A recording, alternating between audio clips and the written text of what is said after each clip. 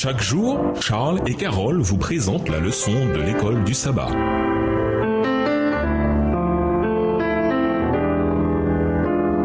Bienvenue dans votre émission.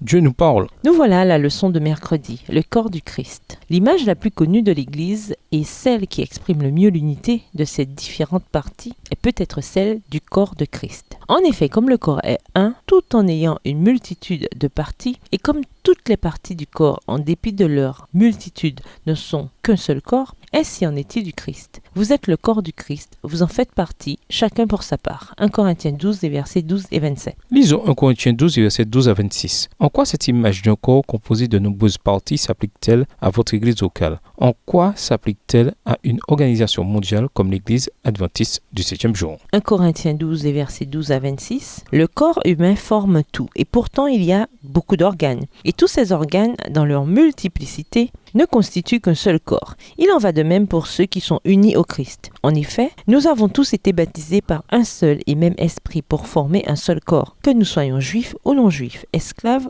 ou hommes libres. C'est de ce seul et même esprit que nous avons tous reçu à boire. Un corps n'est pas composé d'un membre ou d'un organe unique, mais de plusieurs. Si le pied disait « Puisque je ne suis pas une main, je ne fais pas partie du corps », n'en ferait-il pas partie pour autant? Et si l'oreille se mettait à dire « Puisque je ne suis pas un œil, je ne fais pas partie du corps », cesserait-elle d'en faire partie pour autant? Tout le corps était un œil. Comment ce corps entendrait-il? Et si tout le corps se réduisait à une oreille, où serait l'odorat? Dieu a disposé chaque organe dans le corps, chacun a sa particularité comme il a trouvé bon. Car s'il n'y avait en tout et pour tout qu'un seul organe, serait-ce un corps? En fait, les organes sont nombreux, mais ils forment ensemble un seul corps. C'est pourquoi l'œil ne saurait dire à la main « Je n'ai pas besoin de toi », ni la tête aux pieds « Je peux très bien me passer de vous ». Au contraire, les parties du corps qui nous paraissent insignifiantes sont particulièrement nécessaires. Celles que nous estimons le moins sont celles dont nous prenons le plus grand soin, et celles dont il n'est pas décent de parler, nous les traitons avec des égards particuliers, dont les autres n'ont guère besoin. Dieu a disposé les différentes parties de notre corps de manière à ce qu'on honore davantage celles qui manquent naturellement d'honneur. Il voulait par là éviter toute division dans le corps et faire que chacun des membres ait le même souci des autres. Un membre souffre-t-il, tous les autres souffrent avec lui.